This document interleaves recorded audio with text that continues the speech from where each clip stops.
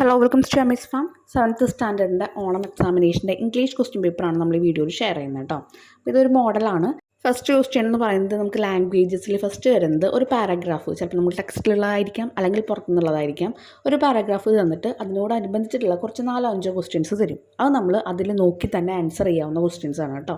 അത് ചെയ്ത് കഴിഞ്ഞാൽ നമുക്ക് സുഖമായിട്ട് സ്കോർ ചെയ്യാൻ പറ്റുന്ന ഒരു സെക്ഷനാണ്. അപ്പോൾ ഈ ഒരു സെക്ഷൻ നിങ്ങൾ ജസ്റ്റ് ഒന്ന് വായിക്കുക.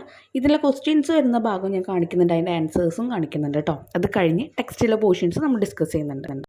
Write a suitable title of the story, അതാണ് ഫസ്റ്റ് ക്വസ്റ്റ്യൻ. മിക്ക പാരാഗ്രാഫിൻ്റെ ക്വസ്റ്റ്യൻസിലും നമുക്ക് ഇങ്ങനെയാണ് ഫസ്റ്റ് ക്വസ്റ്റ്യൻ വരിക കേട്ടോ. അപ്പോൾ ആ ഒരു സ്റ്റോറി എന്താണെന്ന് നോക്കിയിട്ട്, അല്ലെങ്കിൽ ആരുടെയെങ്കിലും പേരുണ്ടെങ്കിൽ അങ്ങനെ അവരുടെ സ്റ്റോറിയിൽ നിന്ന് എഴുതി വെച്ചാലും കുഴപ്പമില്ല, ഒട്ടും അറിയുന്നില്ലെങ്കിൽ. അപ്പോൾ ഫസ്റ്റ് ക്വസ്റ്റ്യൻ ഇങ്ങനെ നമുക്ക് വരാറുണ്ട്. ടൈറ്റിൽ, ഹെഡിങ് എഴുതാൻ വേണ്ടിയിട്ട് നമ്മൾ ആ ഒരു ശീർഷകം കൊടുക്കുക, തലക്കെട്ട് കൊടുക്കുക എന്നൊക്കെ പറയില്ല, അതുപോലെ തന്നെ. അപ്പോൾ ഇവിടുത്തെ നമ്മുടെ സ്റ്റോറിക്കുള്ള ടൈറ്റിൽ എന്ന് പറയുന്നത് ഗോൾഡൻ ടച്ച് ആണ്. അത് നിങ്ങൾ വായിച്ചാൽ നിങ്ങൾക്ക് മനസ്സിലാവും. Second question, pick out A word from the story which mean asked humbly എന്ന് പറഞ്ഞാൽ എന്താ, നമ്മളിങ്ങനെ ഒരാളോട് അപേക്ഷിക്കുക. അപ്പോൾ അതിനെ റിക്വസ്റ്റഡ് എന്ന് പറയാം.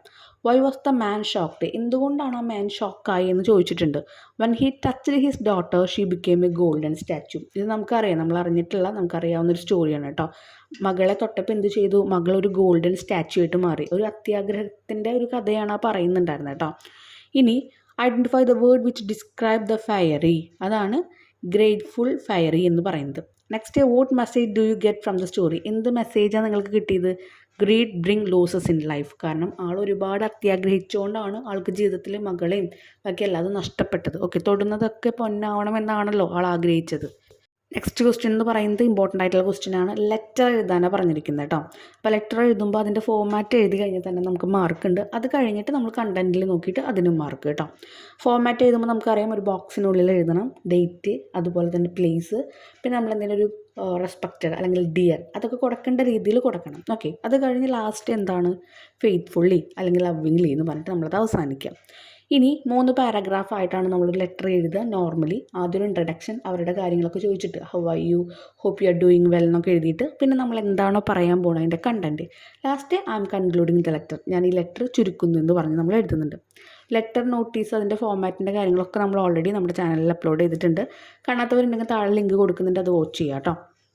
അപ്പോൾ ഇവിടെ you have read and enjoyed the story A dolls journey. There were numerous letters that Kafka wrote the girl, pretending to be the doll. The girl has decided to write a reply to the doll. Prepare a letter. അപ്പോൾ കുട്ടിയെ സമാധാനിപ്പിക്കാൻ വേണ്ടിയിട്ട് Kafka എന്ത് ചെയ്യുന്നുണ്ട്, ഒരു letter എഴുതി കൊടുക്കുന്നുണ്ട്, doll എഴുതിയതാന്ന് പറഞ്ഞിട്ട്.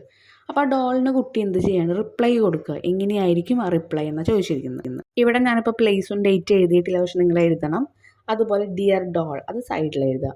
ഐ വാസ് സോ ത്രിൽഡ്, അപ്പോൾ ഇങ്ങനെ എഴുതണ്ട. ഫസ്റ്റ് സ്റ്റാർട്ടിങ്ങിൽ എങ്ങനെ എഴുതിയാൽ മതി, how are you, hope you are doing well. അപ്പോൾ ഒരു പാരഗ്രാഫ് പോലെ ആയല്ലോ, I am here doing well എന്നൊക്കെ പറഞ്ഞിട്ട് എഴുതുക. അങ്ങനെ ആ ഒരു സെക്ഷൻ കഴിഞ്ഞാൽ പിന്നെ നമ്മുടെ ടോപ്പിക്കിലേക്ക് വരിക. I was so thrilled to receive your letter, letter കിട്ടിയതിൽ ഞാൻ ഒരുപാട് ത്രിൽഡാണ്.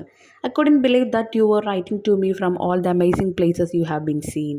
അപ്പോൾ യു ഹാവ് ബീൻ, അപ്പോൾ നീയുള്ള എല്ലാ സ്ഥലത്തു നിന്നും നീ ഇങ്ങനെ ഓരോ ലെറ്റേഴ്സ് എഴുതുന്നതിൽ ഞാൻ ഒരുപാട് എന്താണ്, I feel amazing for all the amazing places. എനിക്കിത് വിശ്വസിക്കാനേ പറ്റുന്നില്ല, നീ ഇത്രയും നല്ല നല്ല സ്ഥലങ്ങളിൽ നീ എത്തുന്നുണ്ട്, നിൻ്റെ കല്യാണം ആവാറായി, അങ്ങനത്തെ കാര്യങ്ങളൊന്നും എനിക്ക് വിശ്വസിക്കാൻ പറ്റുന്നില്ല.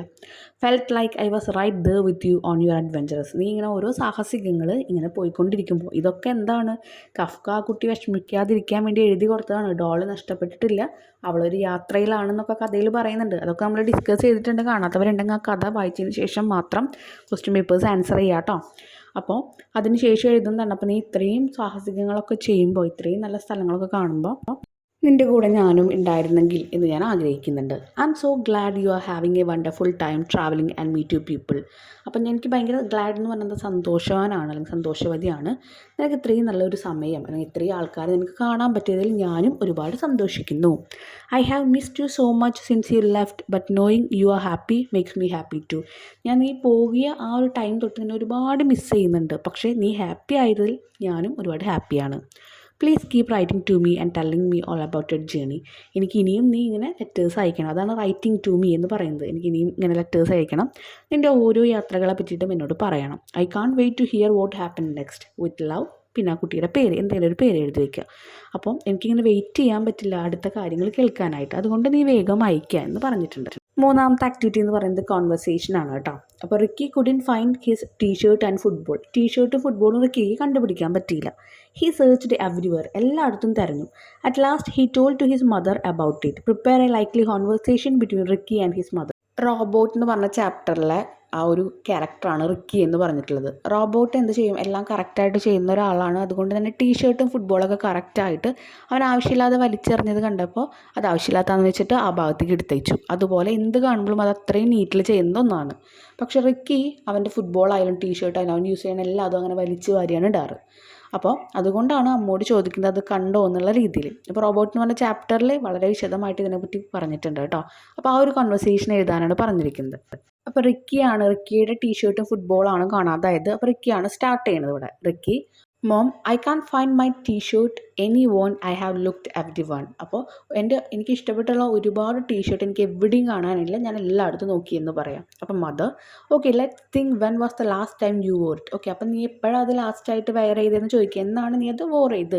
കാരണം പാസ്റ്റ് ടെൻസ് ആണ്, അതാണ് WORE വന്നിരിക്കുന്നത്. അല്ലെങ്കിൽ നമ്മൾ വെയർ WEAR എന്നാണ് എഴുതുക. കഴിഞ്ഞു പോയ കാര്യമാണല്ലോ ഇപ്പം നമ്മൾ പറയുന്നത്. അപ്പോൾ എന്നാണ് നീ ലാസ്റ്റായിട്ട് അത് ഇട്ടതെന്ന് ചോദിക്കാം. ഇപ്പോൾ റിക്കി പറയണം, I think it was yesterday. ഇന്നലെ ഞാൻ ഇട്ടെന്നാണ് എനിക്ക് തോന്നുന്നത്. I wore it to play with my friends. അപ്പം ഞാൻ അതെൻ്റെ ഫ്രണ്ട്സിൻ്റെ ഒപ്പം കളിക്കാൻ പോയപ്പോൾ ഇട്ടിട്ടുണ്ടായിരുന്നു. ഇപ്പം mother, did you take it off when you come home. അപ്പം നീ അത് വീട്ടിൽ വന്നപ്പോൾ തന്നെ നീ അത് അഴിച്ചിട്ടോ എന്ന് ചോദിക്കാം. അപ്പോൾ Ricky, I think I left in the living room. ഞാൻ വിചാരിക്കുന്നത് ഞാൻ ലിവിങ് റൂമിലാണ് അത് അഴിച്ചിട്ടെന്നോ. Mother, let's go check the living room and see if it is there. അപ്പം ലിവിങ് റൂമിൽ ശരിക്കും നോക്കുക, അവിടെ ഉണ്ടോ എന്ന് നമുക്ക് നോക്കാം. അപ്പോൾ റിക്കി പറയണം, already check mum, it's not there.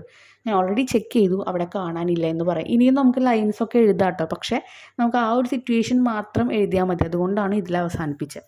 Next ക്വസ്റ്റ്യനും ഇമ്പോർട്ടൻ്റ് ആണ്, കാരണം എല്ലാ ചാപ്റ്ററും വായിച്ചിരുന്നാൽ മാത്രം നമുക്ക് അറ്റൻഡ് ചെയ്യാൻ പറ്റാവുന്ന ക്വസ്റ്റ്യൻ ആണ് കേട്ടോ. കാരണം അറേഞ്ച് ചെയ്യുക, ഓരോ ഇവൻറ്റ്സ് ഇപ്പോൾ പല ചാപ്റ്റേഴ്സിലായിരിക്കും, അതിലെ കുറച്ച് ഇവൻറ്റ്സ് തരും, എന്നിട്ട് അത് അറേഞ്ച് ചെയ്യാൻ പറയും. അപ്പോൾ നമ്മൾ ആ കഥ എങ്ങനെ പോകണു എന്ന് അറിഞ്ഞാൽ മാത്രമേ നമുക്കിത് അറേഞ്ച് ചെയ്യാൻ പറ്റുള്ളൂ.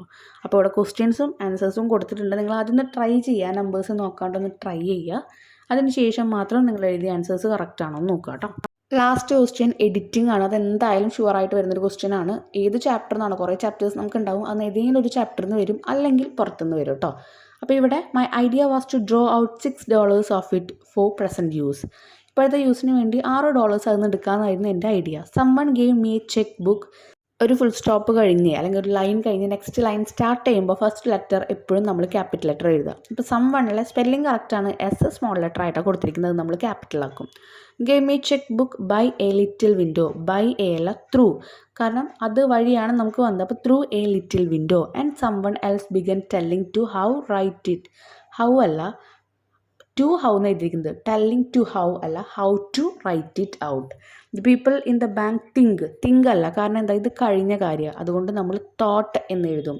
The people in the bank thought I was a മില്യനെയറിൻ്റെ സ്പെല്ലിംഗ് തെറ്റാണ്, അത് നമ്മൾ എഴുതിയിട്ടുണ്ട്. Who had something wrong with him.